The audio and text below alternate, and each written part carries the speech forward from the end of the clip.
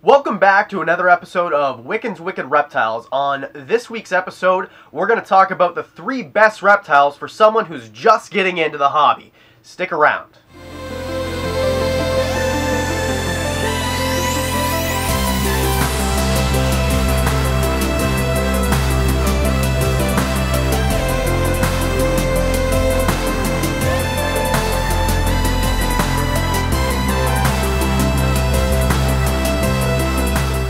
So what are the very best reptiles for a beginner keeper? Getting a reptile is a big decision. Are you going to be able to keep it happy? Are you going to be able to keep it alive? What's the best reptile for you, and what is it that you want to get out of having a reptile? Now, there's 2 main types of reptiles that you can get. You can either get a snake or you can get a lizard, and it just depends on what you want. Do you want something with legs, or do you want something that doesn't have legs? Do you want something that eats vegetation, insects? Do you like feeding live rodents? Do you maybe want a snake that doesn't eat live rodents? See, all these things will determine what the very best reptile is for you.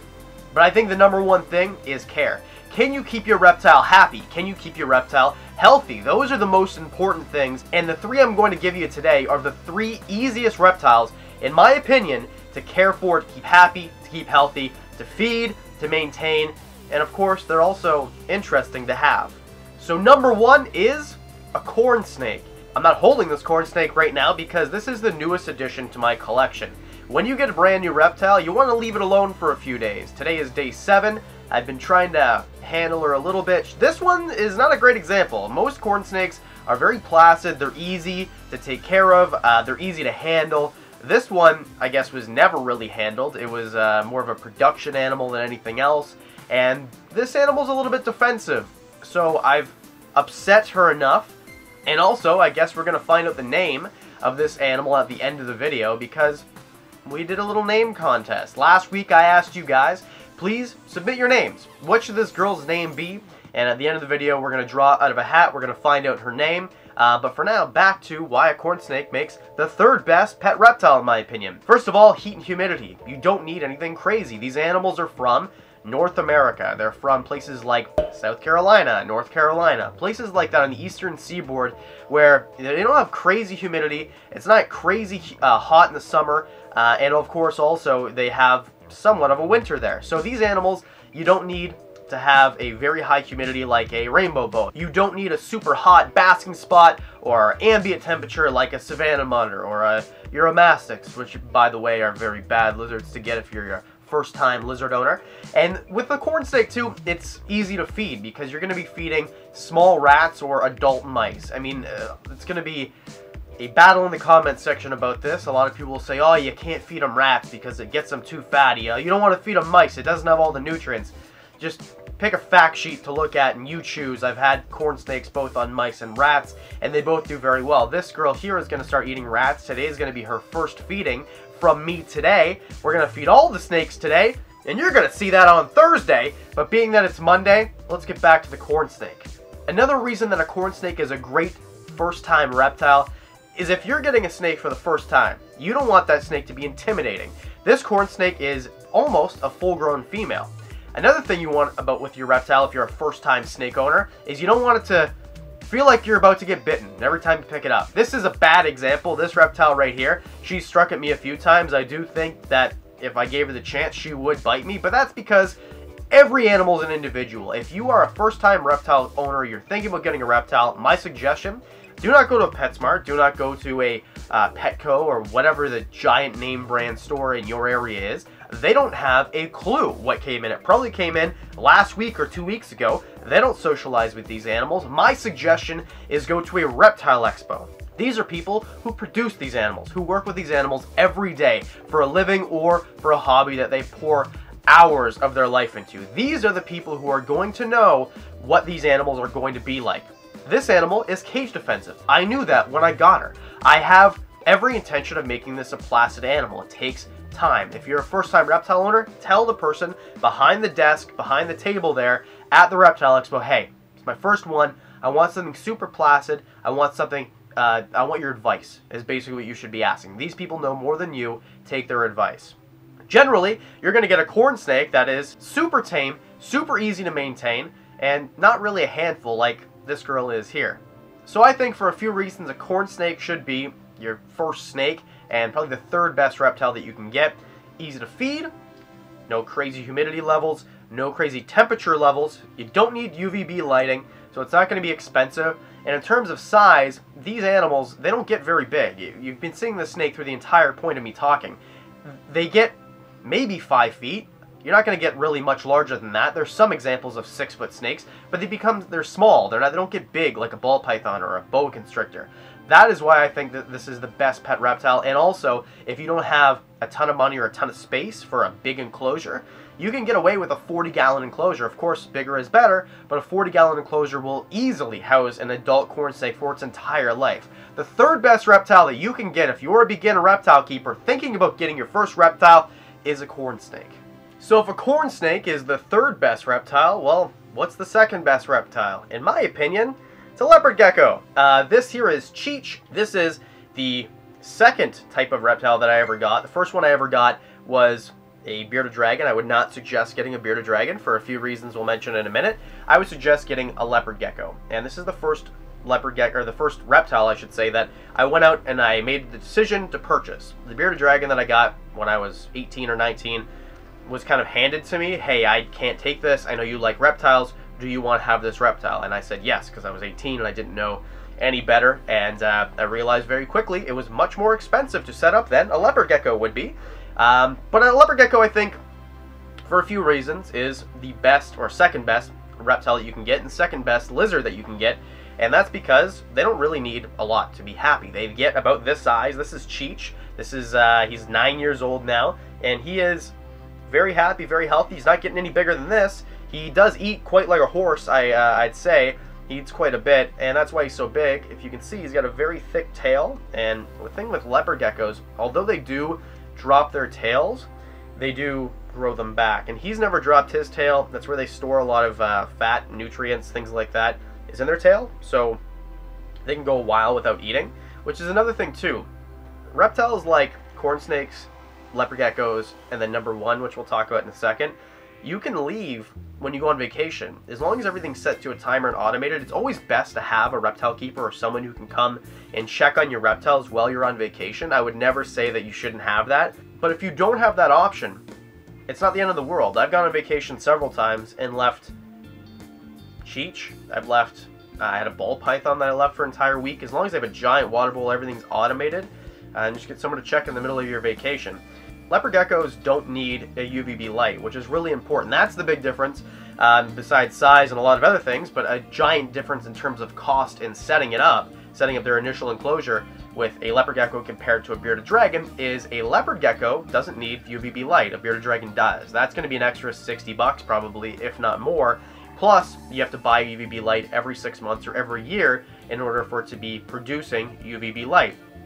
Leopard geckos, although maybe benefit from that, they don't need it. If I could think of the word for when a animal is active during dawn and dusk, I would use that word right now. Crepuscular is the word I was looking for. Yes, I did just look that up in the middle of shooting this video. They are crepuscular animals, which means that in the wild they be foraging for food, and by food I mean insects mostly, during the dawn hours and during the dusk hours. So these animals don't need a high amount of UVB light. They also don't need a super high temperature. The best bet is under tank heating or under tub heating or whatever you want to use. Heat mat, heat tape. You can use light on the top, but they don't really need it at all. And this makes them really easy to care for because you do not need an elaborate lighting setup. You can have all the heat from the bottom and just LED lights on the top that serve no function besides being able to look at your reptile. They don't need a high degree of humidity either. In terms of humidity, if you want to have a humid hide, that is the best option for helping them shed. And the really cool thing is too, unlike a snake where it'll leave its shed, if that's a really big deal to you, although I think it's really cool to pick up a snake shed, these guys eat their shed. They don't even leave that mess. Oh, and by the way, they're potty trained right out of the egg. These guys will find a corner of their enclosure and they will poop in that enclosure, in that side of the enclosure, every time for their entire life. I don't know why. No one knows why, but that's what they do. So cleaning up after them is really easy as well. And in terms of substrates, you can use basically anything with these guys as long as the humidity is good and you're not being silly and using something that is going to hurt them with a respiratory infection like a pine shaving or something where it's going to be impacting. You've got a lot of different options. For example, in my enclosure, I keep my leopard geckos on a mixture of sand and coconut core, and I think this is the best in terms of a more naturalistic terrarium, and especially if you want to have a bioactive terrarium as well. And in terms of feeding, you don't need to feed them crickets. You can feed them, I would suggest, a large variety of insects, but you can feed these guys just simply different types of worms: mealworms, silkworms, superworms. Of course, make sure that you do your research and figure out what the best and the most frequent type of feeding would be for your reptile. But these guys, I literally don't have to worry about crickets, which is awesome. I just take the worms out of the fridge or off the shelf, depending on what type they are, and feed these guys. And as you can see, very healthy 9-year-old lizard right here. Also cost. If you're getting the reptile hobby and you don't have a bunch, or you've never had experience and you don't know if it's actually going to be something that you like, something that you're going to want to stick with, you don't want to invest hundreds or $1,000 in a reptile. And if you watch this video right here, you'll see that you can set up a reptile enclosure for relatively cheap. And if you watch this video right here, you're going to see that keeping your reptiles isn't that expensive either. So in terms of cheap reptiles, a leopard gecko you can buy for $40 if you want to. Of course, there's higher end morphs that you can get as well that are hundreds or over $1,000, but Cheech, I think I bought for $75 9 years ago. So, and then in terms of an enclosure, you can do it in a tub, which is going to cost you next to nothing, with a few water bowl, hide, food bowls, two hides rather. Or you can do it in a tank, a 10-gallon for a baby and 20-gallon for an adult is what I would suggest. And that's really it. And you can keep them in a 20-gallon their whole life. So if you're worried about space, this is the reptile for you. Whereas a ball python, which a lot of people would say is a good beginner reptile, you're going to need, in my opinion, 60 gallons. 40, I think, is too small. You probably need a 60-gallon or a 55 in order to house one, and that's going to take up a lot of space. You can keep this guy in a 20 his entire life. Also, they're bulletproof. Not actually. Don't shoot your reptile, please. But what I mean by that is they're pretty easy to take care of. As long as you're giving them food, water, the right heating, the right humidity, you're golden. I mean, that's it. These guys will last a long time. I've never seen a leopard gecko have major issues if you're doing everything right, unless it's something that you can't control. A leopard gecko is pretty easy to take care of. And one last thing about leopard geckos too. If you're interested in maybe breeding reptiles and you don't want it to be too stressful, you don't really want to go through heating cycles and lighting cycles and all of that, do your research first. Know what you're getting yourself into. Know what you're doing. Don't just rush into it. But leopard geckos are the easiest, in my opinion, to breed. I breed leopard geckos. I've got eggs in the incubator right now. 2 of the females that are breeding with Cheech here should be laying eggs today or tomorrow. I see one digging up substrate right now. So if you want to try your foray into breeding reptiles, leopard geckos are the way to go. So in my opinion, the leopard gecko is the second best reptile that you could possibly keep, and probably your second best lizard. In my opinion, this is the very best pet reptile that you can get for a few reasons. First of all, you don't need a heat source at all. You don't need UVB light. You don't really need anything besides fresh water, fresh food, an enclosure, some places to hide in that enclosure, and that's it. Room temperature is just fine for these guys. They come from a place called New Caledonia. A bunch of other really cool reptiles come from there too. Gargoyle geckos, for example. The largest gecko in the world also comes from New Caledonia. The thing you gotta watch out for when you're handling them is that they jump sometimes, so I always have a place for him to land. But these guys are really easy to take care of. This is a female, full-grown female. She's a little bit smaller. When I got her, she wasn't really eating for whatever reason. That has since been rectified. She eats like a pig. The really cool thing is when you handle them, they don't have claws. Crested geckos have little pads on their feet that feel like sticky tape or something. They feel really interesting. Now let's talk about why they're so easy to care for. This is their enclosure right beside me. It's an 18 by 18 by 24 Exoterra. You could even go smaller if you wanted just one. I have 2 in here. I've got, ooh, see, a little bit of a jump right there. This girl here, this is Yoshi, and I've got Charizard in there as well, keeping up with the Nintendo theme.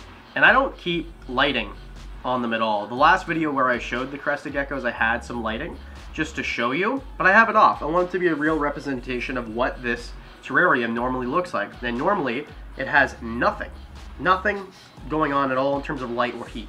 I mist them twice a day. That's how they drink. You don't even need standing water, and it is recommended that you don't have standing water as well. For food, you literally have Rapashi or Pangea or Clark's gecko diet, or whatever the case is, whatever one you want to use. There's pre-made gecko diets. You mix it up with some water. There she goes again. And then that's it. You put it in there and you change it once a day or once every 2 days. Or if you really wanted to, they could go a week without eating if you needed to. I wouldn't recommend it. But they're not like a dog or a cat where they're going to die. And bioactive enclosures are really easy for these guys as well. This is a bioactive enclosure. It's fully planted. I've got a bunch of plants in there. I've got some cultures. I have some little insects that will eat their poop and kind of take care of it for them. And in terms of handling, you see how easy this is. And there's really no sharp end of this animal either. Leopard geckos, when they bite you, it doesn't really hurt that much either. And that's something that a lot of beginner reptile enthusiasts, which maybe they're not enthusiasts yet, but beginner reptile keepers will think about. What's it gonna feel like if I get scratched or get bitten? With these guys, if you get bitten, it feels like sandpaper. They can't scratch it because they don't have nails. They're a little bit skittish. And if there is one bad thing that I would say about the Crested gecko, they drop their tails a lot, very easily. I remember someone said, man, if you look at this gecko the wrong way, it'll just drop its tail. That might be the case because Frogbite here doesn't have a tail. I don't know when it happened. I never found the tail at the bottom of the enclosure. It just, one day she didn't have a tail. The other gecko in here does have a tail still, but they're pretty easy to fall off and they do not grow back. And of course cost, that's another thing too. This Crested gecko, I think I bought both of them $30 a piece. They're babies, 4 grams and 5 grams, super small, and we didn't know if they're male or female when we got them. We knew that we had to have a second enclosure in case one turned out to be a man and one turned out to be a woman once they grow up and they harassed each other. But although they did turn out to be a male and a female, they seem to be just fine. They're really easy to sex too. Males have very obvious genitals and females don't, so it's really easy to sex them. It's easy to handle them, it's easy to feed them, it's easy to care for them. They don't need anything special. And in terms of cost, you can buy most Crested geckos for very cheap. To set them up, you can do it for very cheap as well. My entire setup here, if you buy yourself a terrarium like this and you just want to plant it with some fake plants and some substrate, and get a gecko, you could do the whole thing for probably 150 bucks. So overall, it's a pretty cheap investment, but it is just that, an investment. In terms of lifespan, we don't really know. Another really cool thing about this animal is that in the wild, we thought they were extinct until 1994, and now every table on a reptile expo has Crested geckos. So that's another thing too. Bumps up the cool factor a little bit. They're easy to take care of. And that, in my opinion, is the #1 reptile for any beginner thinking about getting their first reptile. Am I going to like it? Do I like the hobby? Do I like reptiles at all? Get yourself a Crested gecko. They're very hardy, they're easy to take care of, they're easy to feed. They're the best reptile. Last week we said that this corn snake doesn't have a name. She needs a name. So let's go ahead and pull names out of a hat. Everyone who put names on the video or the Instagram or whatever, I cut them up, I put them onto little post-its, and then I put them into this little thing here, which also has water bottle caps for dishes for calcium for leopard geckos. Anyway, so let's go ahead and pull a name and find out what the name of the new corn snake is going to be.